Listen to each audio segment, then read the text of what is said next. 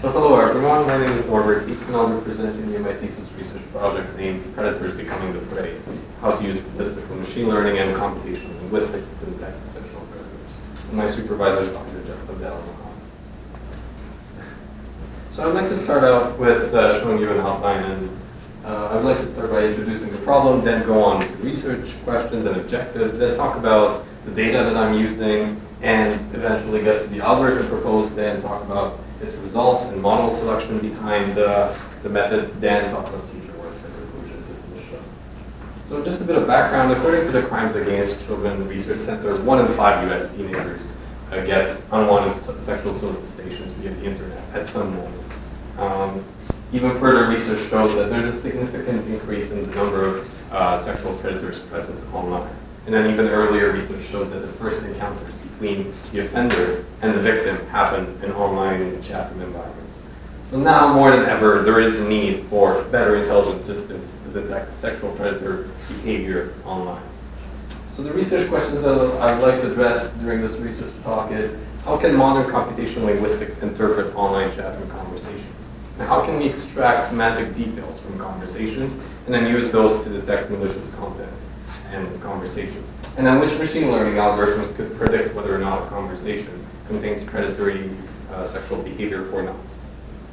So my mission statement for this project is to join the powers of computational linguistics and statistical machine learning to design an approach that could detect and classify textual data as whether or not it contains sexual predatory behavior.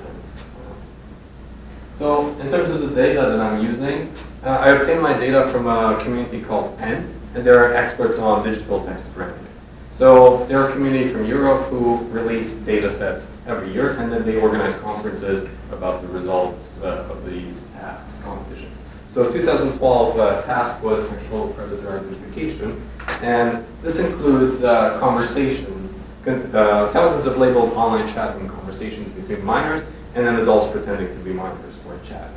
So the attributes within this data set just include author ID, conversation ID, message line number, time of the message, and then message content. Although I'm only really focusing on the message content. So for those of you who are not familiar with online chat room conversations, they could become really messy. So they are usually full with misspelled words, slang, inappropriate language, internet acronyms, broken grammar. So generally they are short and messy.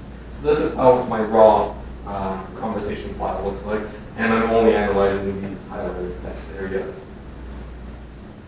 So just a bit of background on that, and now let's talk about the actual algorithm itself. So I have to start out by actually cleaning up the data. And the approach that I took is to just remove extra white spaces, HTML tags, hyperlinks, and numerical characters, and then convert all words to lowercase just to standardize the words, and then disregard conversations less than 3 words, because I don't believe I can do anything meaningful with analysis on those. But most importantly, I am using a spelling corrector, autocorrect library, and this is how it looks like, how it's done. It just corrects misspelled words within the data. So now let's get to the interesting things, the models itself. So I have tons of textual data, but I need a way to interpret this data. So I'm using a deep learning language model called Word2Vec. This is one of Google's most famous deep learning models. The way it works, it gets some input text, and then it applies unsupervised learning to it to learn some vector representations of each word within the data set. So it basically creates a high-dimensional vector space where each word will be a spot within this vector space. So why is this important? Well, the algorithm's output are these word vectors, and these word vectors are just basically the vector representation of each word. They're very high-dimensional, and basically from here you can convert words into vectors themselves. So they're really good because they reconstruct the contextual details and the contextual context of words.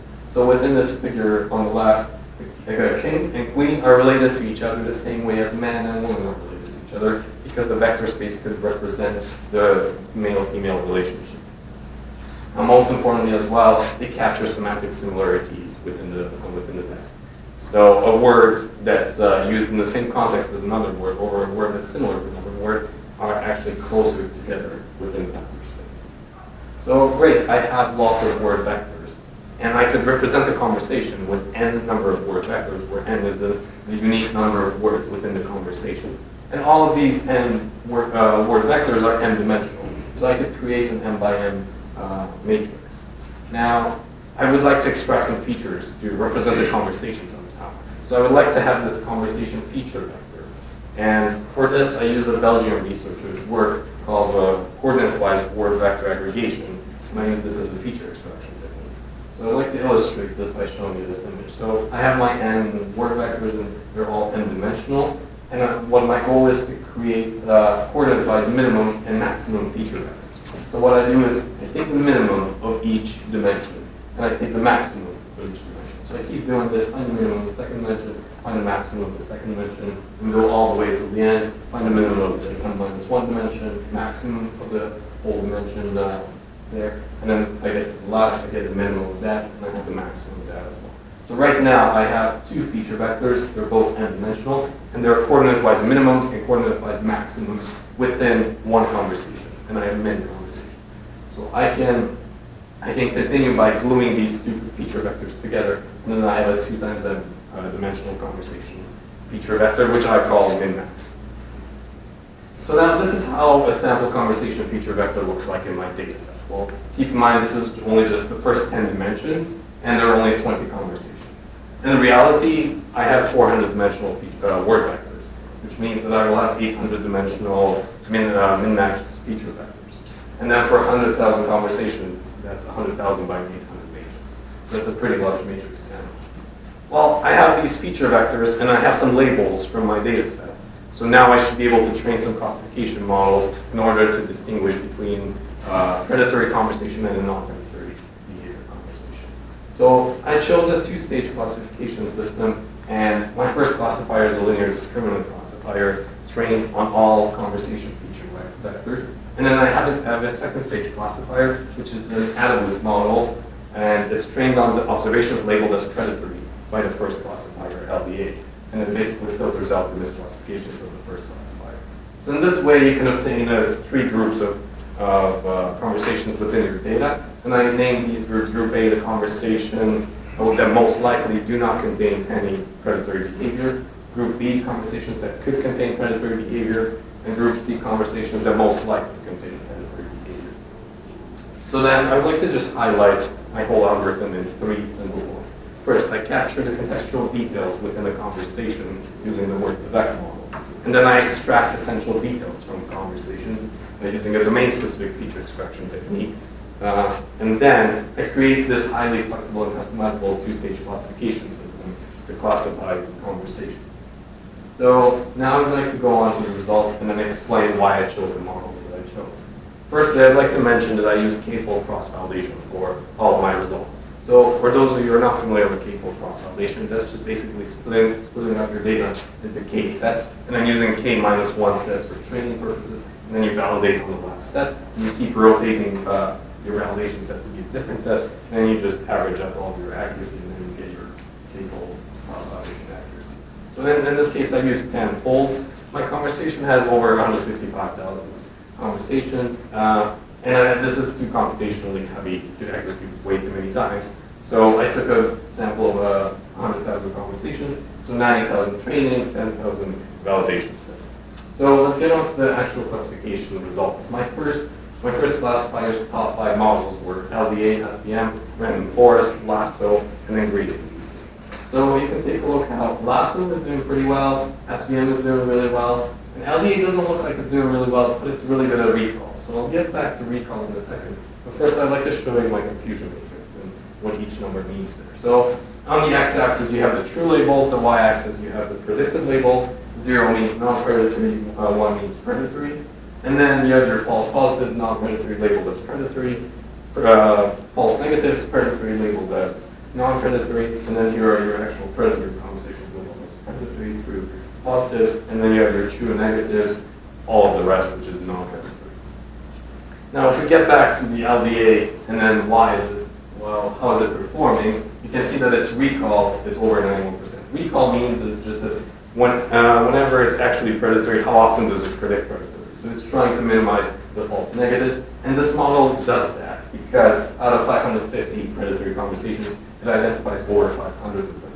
Where the LDA model does really poorly is precision. So whenever it predicts predatory, how often is it correct? It's only correct about half of the times. So that's why I couldn't keep just one classifier. I needed the second classifier to basically improve the precision here and filter out the misclassifications.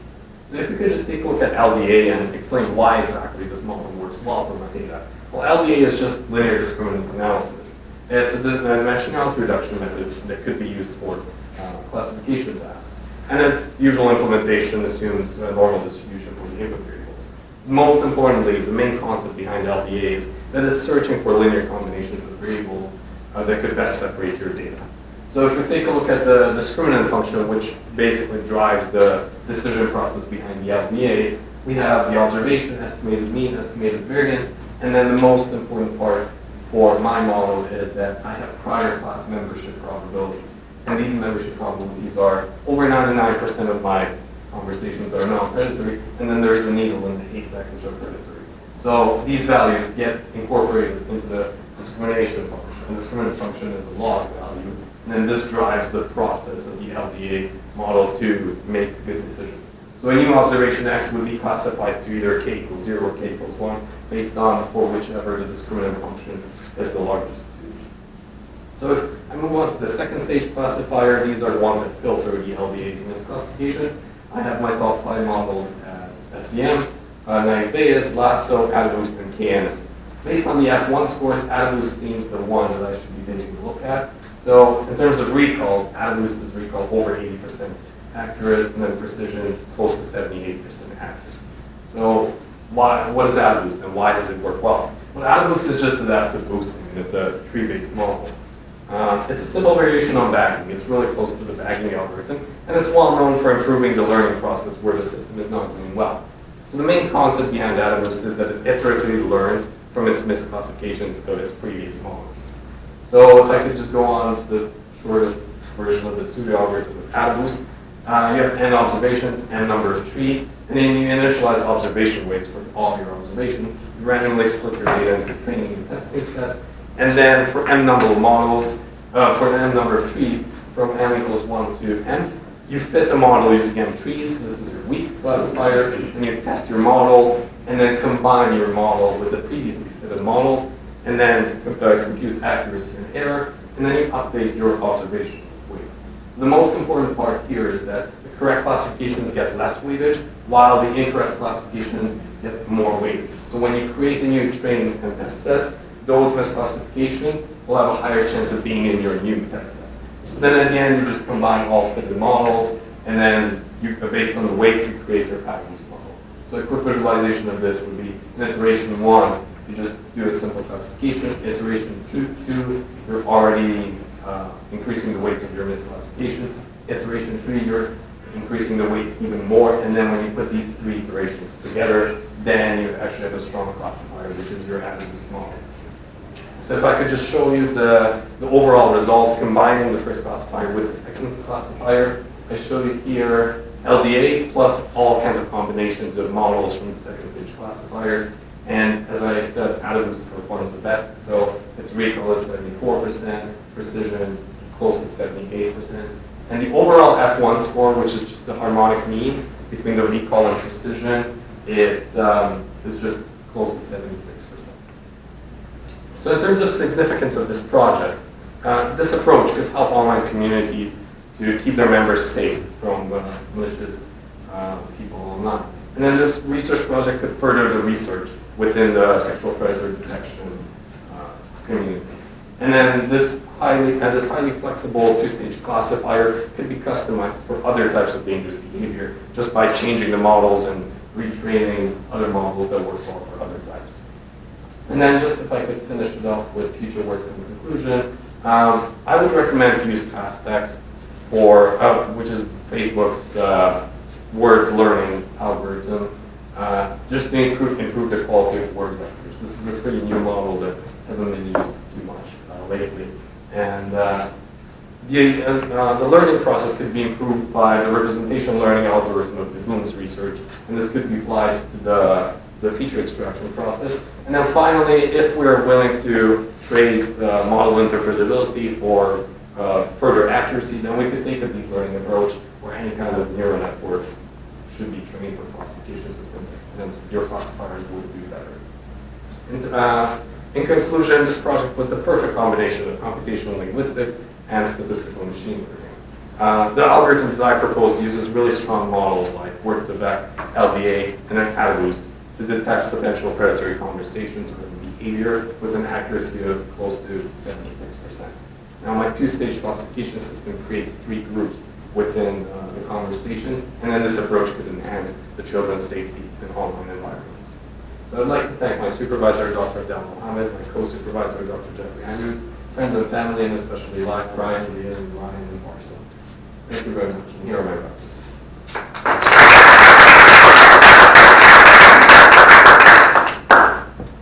Any questions? Go ahead. I see you've used something of a public data set. Was there anyone else who used this data set? Yes. To compare your results to? Yes. The only problem with comparing is that I took a totally new approach to this problem, and no one has taken that approach previously. So what they've previously done is try to identify the predators within the conversation, not the predatory conversation, or others have tried to detect the predatory lines within the conversation. I don't really believe in that. I thought that I shouldn't be looking for specific lines within the conversation. I should just flag specific conversations on its own. So 73, 77, close to 77, 76%.